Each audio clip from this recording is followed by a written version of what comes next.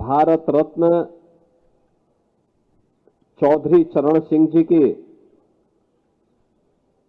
123वीं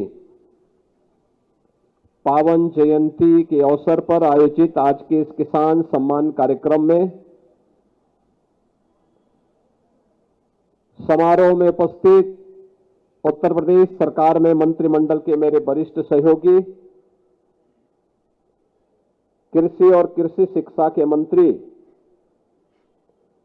श्री सूर्य प्रताप शाही जी,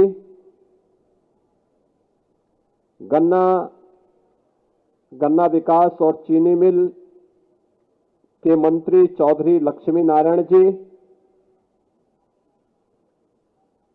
पशुधन मंत्री श्री धर्मपाल सिंह जी, मत्स्य मंत्री डॉक्टर संजय निषाद जी,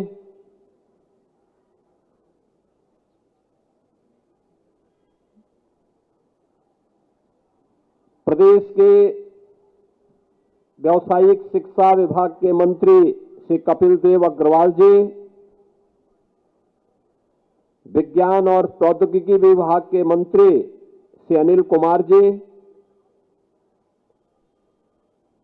राज्य मंत्री स्वतंत्र प्रभार उद्यान श्री दिनेश प्रताप सिंह जी, कृषि और कृषि शिक्षा विभाग के राज्य मंत्री श्री बलदेव सिंह ओलख जी, उत्तर प्रदेश गौ सेवा आयोग के अध्यक्ष श्री श्याम बिहारी गुप्ता जी, माननीय विधायकगण, आरएलडी के विधानमंडल दल के नेता श्री राजपाल बालियान जी, डॉक्टर अजय कुमार जी, प्रसन्न चौधरी जी, श्री मदन भैया जी, अशरफ अली जी, गुलाम मोहम्मद जी, मिथिलेश पाल जी, प्रदीप सिंह गुड्डू जी, योगेश नौहवार जी, आज के इस कार्यक्रम में उपस्थित कृषि विभाग के हमारे सभी अधिकारीगण, प्रदेश भर से आए हुए हमारे सभी अन्नदाता किसान बहनों और भाइयों, मैं सबसे पहले किसान दिवस के अवसर पर भारत माता के महान सपूत, महान स्वतंत्रता संग्राम सेनानी, भारत के अन्नदाता किसानों के लिए जिनका पूरा जीवन समर्पित था, यानी किसानों के मसीहा के रूप में जिनकी ख्याति पूरे भारत में थी, ऐसे भारत रत्न पूर्व प्रधानमंत्री चौधरी चरण सिंह जी की स्मृति को नमन करते हुए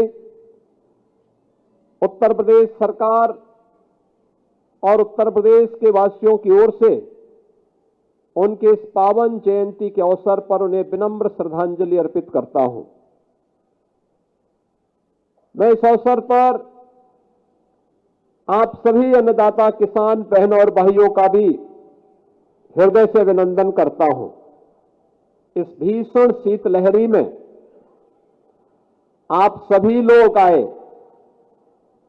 और यहां पर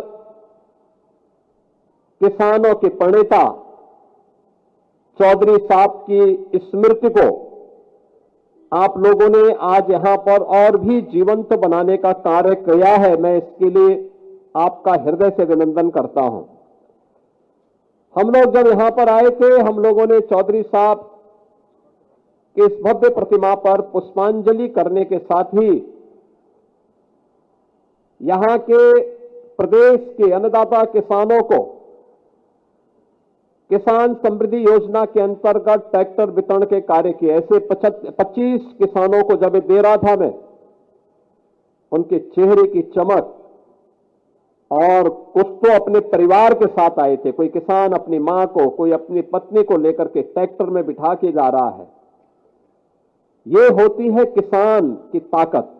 उसके लिए सर्दी गर्मी की परवाह के बगैर जो पसीना बहाता है, इस सर्दी को अपनी हड्डियों और अपनी अस्थियों में समाहित करके अपनी ऊर्जा का प्रवाह इस धरती माता के साथ करता है तो तब यही हमारी खेती अन्न उत्पादन के रूप में सोना उगलने का काम करती है। हमारे अन्नदाता किसानों ने अपनी मेहनत से उत्तर प्रदेश के अंदर जो प्रगति की है वह आप सबके सामने है। बहनों और भाइयों, किसान भी सरकार के एजेंडे का हिस्सा बन सकता है। ये पहली बार देखने को मिला है जब 2014 में देश के यशस्वी प्रधानमंत्री नरेंद्र मोदी जी ने देश की बागडोर संभाली थी। मोदी जी का यशस्वी नेतृत्व, आप याद करिए ना, वैदिक कालखंड से हम धरती माता के प्रति आग्रही रहे हैं। हमारा वैदिक उद्घोष रहा है, माता भूमि पुत्रोहम पृथिव्या, यानी ये धरती हमारी माता है, हम सब इसके पुत्र हैं। एक पुत्र का दायित्व क्या बनता है? मां बीमार हो तो उसकी सेवा नहीं करनी है क्या? मां के ऊपर कोई संकट है तो क्या पुत्र का दायित्व नहीं बनता है कि उस संकट से उबारने के लिए वह अपना योगदान दे?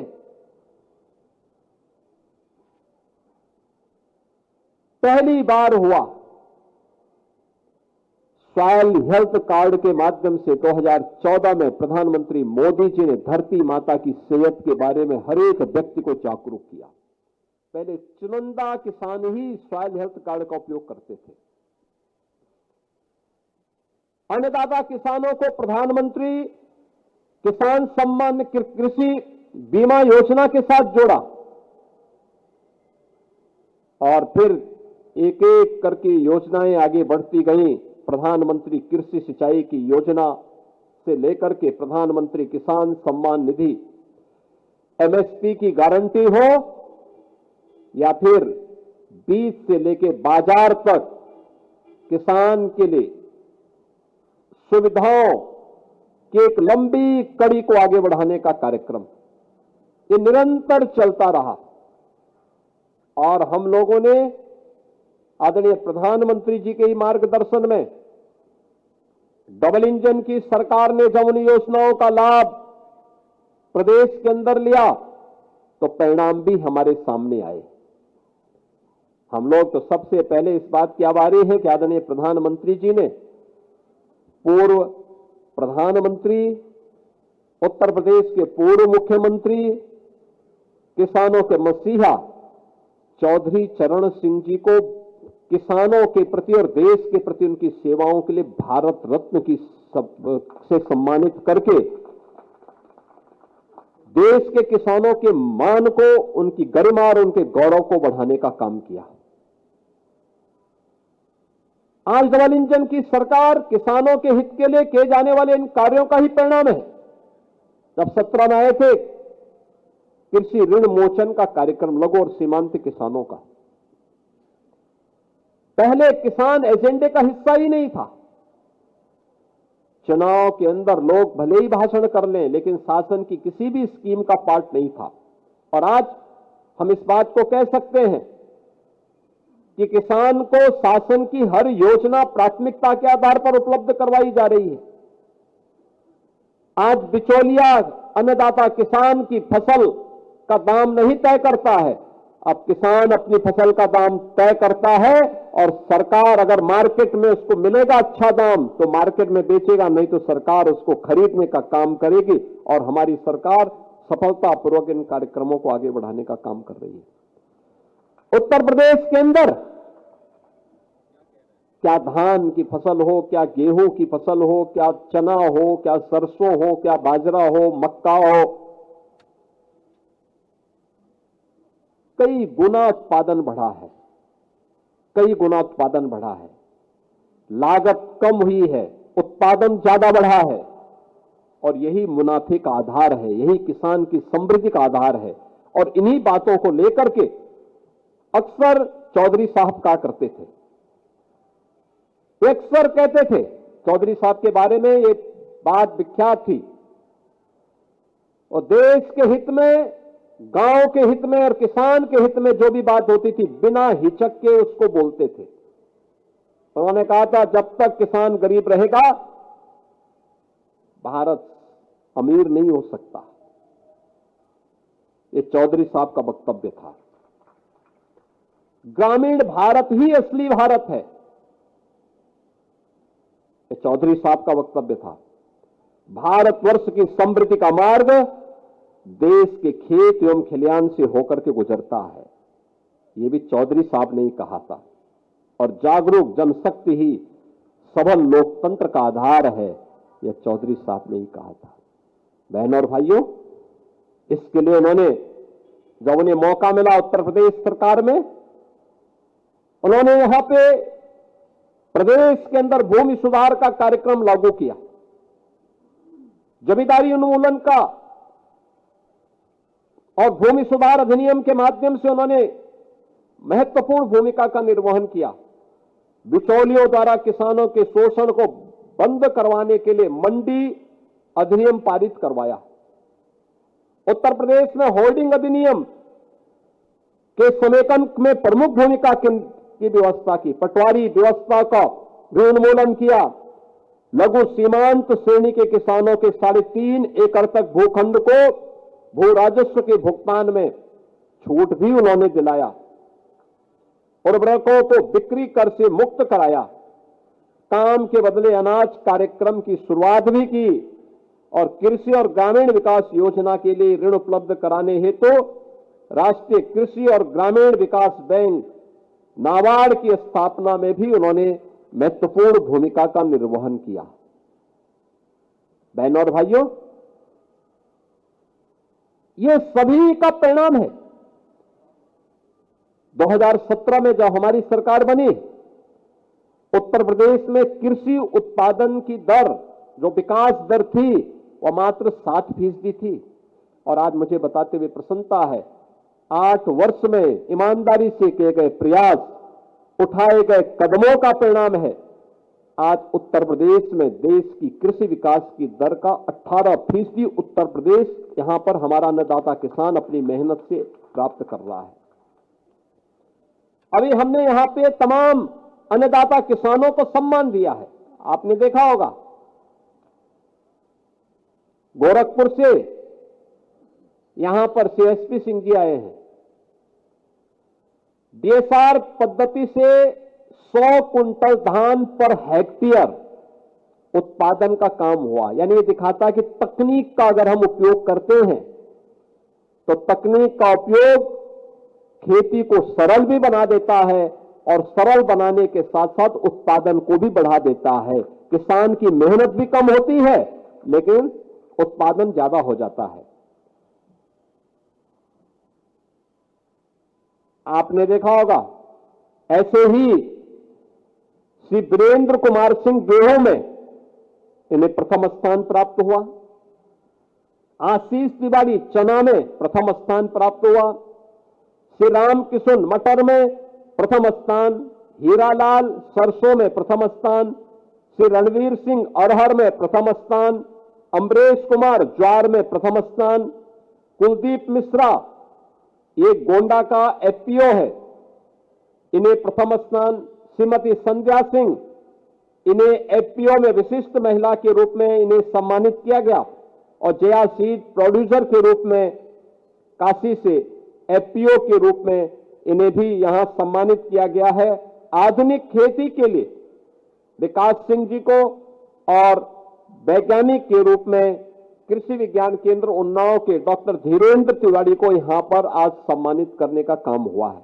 मैं इन सभी अन्नदाता किसानों का या कृषि के क्षेत्र में नवाचार के लिए जिन्होंने लगातार प्रयास किए हैं, आज उन्हें यहां सम्मानित किया गया। मैं इन सबका हृदय से अभिनंदन करता हूं, स्वागत करता हूं। बहनों और भाइयों, आज हम देखते हैं, आपने देखा होगा 1996 से 2017 तक 21-22 वर्षों में अन्नदाता किसानों को जितना गन्ना मूल्य का भुगतान नहीं हुआ था, हमने मात्र 8 वर्ष में उससे भी ज्यादा लगभग 75,000 करोड़, उससे भी अधिक धनराशि हमने अन्नदाता किसानों के खाते में डाला है। आज आप देख रहे होंगे उत्तर प्रदेश के अंदर किसान समृद्धि की ओर अग्रसर हुआ है। और अभी हाल ही में हम लोगों ने कहा कि भाई हर बार ये मांग होती है गन्ना का दाम बढ़ाया जाए, पैसा बढ़ता 5 रुपया 7 रुपया। हमने कहा एक साथ इतना पैसा बढ़ाओ कि सबका मुंह बंद हो जाए। 400 रुपए हम लोगों ने, जितने भी हमारे आरएलडी के विधायकगण हैं, रोज मुझे घेरते थे। और जब से बढ़ाया गया है तब तो खुश तो है लेकिन बोलते नहीं है। कहते हैं कि नहीं काम अच्छा हुआ है, तो मैंने कहा बोल भी दिया करो जब अच्छा हुआ है तो उसी में अब मुझे अच्छा लगता है, किसान खुश है, मेहनत कर रहा है, लेकिन हमें तकनीक अपनानी पड़ेगी, अच्छी तकनीक अपनानी पड़ेगी। याद रखना, ये जो किसान नई तकनीक से अच्छी क्वालिटी के बीज से कम लागत में अच्छा उत्पादन कर रहे हैं और उत्तर प्रदेश का नाम भी रोशन कर रहे हैं, इसलिए क्योंकि उन्होंने तकनीक पर ध्यान दिया, अच्छे सीट पर ध्यान दिया। हमारे वैज्ञानिकों को इस दिशा में कार्य करना होगा। सौभाग्य से पिछले 8 वर्ष में डबल इंजन की सरकार ने 20 नए कृषि विज्ञान केंद्र स्थापित किए हैं भारत सरकार के सहयोग से। अब हमारे पास 89 कृषि विज्ञान केंद्र काम कर रहे हैं। 9 क्लाइमेटिक जोन में इतने कृषि विज्ञान केंद्र किसी राज्य के पास नहीं है। सेंटर ऑफ एक्सीलेंस विकसित किए जा रहे हैं, अच्छा प्रयास हुआ है। कृषि विभाग इस दिशा में लगातार कार्य कर रहा है। हमारे तीनों मंत्री स्वयं किसान हैं। शाही जी भी देवरिया के किसान हैं। सरदार बलदेव सिंह गोलक यूपी और उत्तराखंड दोनों के किसान हैं। चौधरी लक्ष्मी नारायण जी स्वयं किसान हैं। और संजय निषाद के लिए कहना क्या हो, तो मत्स्य उत्पादन में हर तालाब में मत्स्य उत्पादन का काम कर रहे हैं। तो ये सभी व्यवहारिक धरातल पर कार्य करने वाले लोग हैं और उसका परिणाम भी हम सबको देखने को मिल रहा है। और आज यहां पर आपने देखा होगा कुछ नई चीजें हम लोगों ने प्रारंभ की हैं। एक चौधरी साहब की स्मृति को जीवंत बनाए रखने के लिए लखनऊ में एक सीड पार्क बन रहा है। आधुनिक तकनीक पर आधारित उत्तम क्वालिटी का सीड प्राप्त हो सके। मेरा मानना है अच्छी क्वालिटी का सीड बीज अगर किसान को समय पे मिल जाए और समय पे खेती करें, 30% आपका उत्पादन बढ़ सकता है। 30% उत्पादन, यानी 30% उत्पादन बढ़ाने में बड़ी भूमिका का निर्वहन कर सकता है। और ये चौधरी साहब के नाम पर चौधरी चरण सिंह सीड पार्क यहां लखनऊ में हम लोग बनाने जा रहे हैं। दूसरा, बाराबंकी में एक टिश्यू कल्चर की अत्याधुनिक लैब, उसके लिए भी हम लोगों ने 31 एकड़ से ऊपर का भूभाग चिन्हित किया है, जहां पर हम किसान को अच्छी टिश्यू कल्चर का, ये टिश्यू कल्चर गन्ने के लिए भी, केले के लिए भी, आलू आदि के लिए भी बहुत बड़ी भूमिका का निर्वहन करेगा। तमाम अन्य फसलों के लिए आज आपने देखा होगा कि जमीन के नीचे आलू और ऊपर टमाटर, अब ये भी पैदा हमारे किसानों ने किया है। मैं गया था कई खेतों में, मैंने देखा था। मैं बाराबंकी में ही गया था। पद्म पुरस्कार से सम्मानित हमारे किसान से राम शरण वर्मा जी के खेत पे, कहां है ये, तो है राम शरण वर्मा जी के खेत में मैं गया था। यानी नीचे आलू और ऊपर टमाटर, और अन्नदाता किसान है और 1.5 लाख का चश्मा पहनते हैं।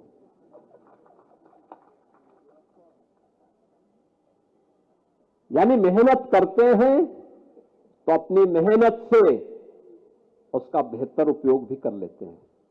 प्रशिक्षण, हर एक किसान को प्रशिक्षित करते हैं, कोई भी जाता है दिखाते हैं। इस बार हम लोगों ने किसान पाठशाला वहीं लगाई थी। कुछ प्रयास तो करने पड़ेंगे और इसीलिए सरकार ने कुछ निर्णय लिए। टिश्यू कल्चर की लैब होनी चाहिए और वो हम बाराबंकी, क्योंकि बाराबंकी के हमारे किसानों ने बहुत मेहनत की है। गन्ना किसानों के उसमें भी हमारे कुछ किसानों ने बहुत अच्छी मेहनत की है। Shahjahanpur, Lakhimpur Kheri, Bahraich, 1,000 quintal per hectare में इन्होंने उत्पादन करने का एक नया रिकॉर्ड बनाया है। और मैं कृषि विभाग से और गन्ना विभाग से कहूंगा, इनके खेत में जाकर के अन्नदाता किसानों को ले जाकर के उनकी तकनीक को हर एक अन्नदाता किसान तक पहुंचाने की आवश्यकता है। किसान समृद्ध होगा तब जब उन्हें तकनीक देंगे, अच्छा बीज देंगे, समय पे बीज देंगे, समय पे खाद की उपलब्धता करवाएंगे। और मैं एक अपील जरूर करूंगा, प्राकृतिक खेती जिसके बारे में प्रधानमंत्री जी का विशेष रुचि है, अगर कैंसर से बचाना है, किडनी खराब होने से बचाना है, लीवर खराब होने से बचाना है, बीमारियों से बचाना है, तो नेचुरल फार्मिंग, प्राकृतिक खेती उसका एकमात्र साधन है। हमें उस दिशा में नए प्रयास को करना होगा और एक आप अपने खेत में आप उस नवाचार को आगे बढ़ाने में बड़ी भूमिका का निर्वहन कर सकते हैं। केंद्र और राज्य सरकार आपको सहयोग करने के लिए तैयार है। हम लोग उसमें आपके साथ खड़े हैं और इसीलिए हम लोगों ने प्रदेश के अंदर ये व्यवस्था की।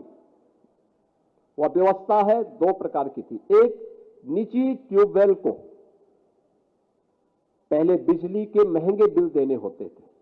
हमने 16 लाख निजी ट्यूबवेल से जुड़े हुए जितने भी हमारे अन्नदाता किसान थे, इनके ट्यूबवेल के ऋण को पूरी तरह माफ कर दिया है। राज्य सरकार उसका भुगतान करती है। हर वर्ष हम लोग लगभग 2.5 से 3 हजार करोड़ रुपए पावर कॉर्पोरेशन के इस पैसे को देते हैं। उसका पावर कॉर्पोरेशन फ्री में बिजली नहीं देती, उसका भुगतान राज्य सरकार कर रही है। 3600 करोड़ इसमें जा रहा है हमारा। अन्नदाता किसान की खुशहाली हो इसके लिए। और दूसरा, अभी हम लोगों ने परसों सहकारिता के साथ मिलकर के एक घोषणा की है कि सहकारिता के माध्यम से संचालित उनका एलडीबी जो बैंक है, उसके द्वारा जो 11.5% की ब्याज दर पर लोन किसानों को उपलब्ध करवाया जाता था, हम लोगों ने कहा नहीं, इसको अब हम लोग 6% की दर पर उपलब्ध करवाएंगे अन्नदाता किसान को। बहनों और भाइयों, इतनी बड़ी घोषणा है, इसका लाभ हमें लेना चाहिए, बाकी पैसा सरकार देगी। अन्नदाता किसान के हित के लिए सरकार वह सब कुछ करने को तैयार है जो किसान के हित में होगा, किसान जिससे समृद्धि के पथ पर अग्रसर होगा। अब योजनाओं के कारण स्पीड सुस्त नहीं, बल्कि सरकार के द्वारा किए जाने वाले प्रयास का परिणाम है कि अब तेजी के साथ निर्णय लिए जा रहे हैं। अन्नदाता किसान के हित को ध्यान में रख करके सरकार के द्वारा निर्णय लिए जा रहे हैं। अब किसान के सामने सुरक्षा की कोई चिंता नहीं। अन्नदाता किसान के साथ सरकार खड़ी है और किसान हमेशा इस अभियान के साथ जो कभी सोच चौधरी साहब ने रखी थी, उस सोच के अनुरूप उसे जमीनी धरातल पर उतारने का कार्य कर रही है।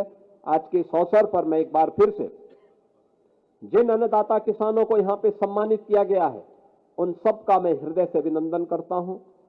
चौधरी साहब की स्मृति को नमन करता हूं और उन्हें इस अवसर पर विनम्र श्रद्धांजलि अर्पित करते हुए मैं यहां पर आए हुए सभी अन्नदाता किसानों से इस बारे में उन्हें आश्वस्त करता हूं कि डबल इंजन की सरकार आपके साथ आपके हितों का संवर्धन करने के लिए सदैव तत्पर होकर के कार्य करेगी। इस विश्वास के साथ आप सबके प्रति मेरी मंगल में शुभकामनाएं हैं।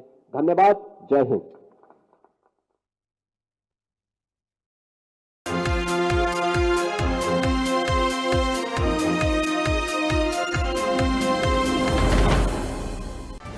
योगी सरकार दे रही आवाज, पूरी हो रही गरीबों की आस। मुख्यमंत्री योगी आदित्यनाथ की सरकार हर गरीब को सरकारी आवास दे रही है। उत्तर प्रदेश सरकार अब तक 60 लाख गरीबों को आवास दे चुकी है और अभियान पूरे प्रदेश में जारी है। प्रधानमंत्री मोदी जी की अनुकंपा से अब तक हम प्रदेश के अंदर 60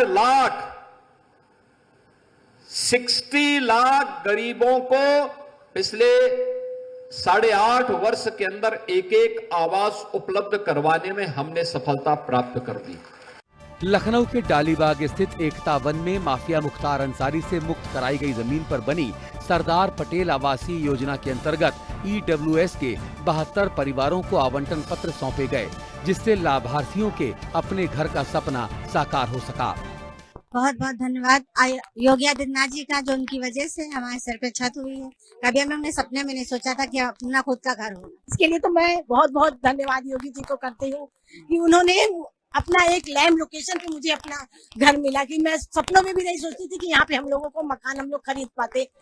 इस योजना के लिए 8,000 आवेदन आए थे, जिनमें 5,700 पात्र पाए गए और पहले चरण में 72 को 10,70,000 रुपए में फ्लैट दिए गए, जिनकी बाजार में कीमत करीब 1 करोड़ रुपए से ज्यादा है।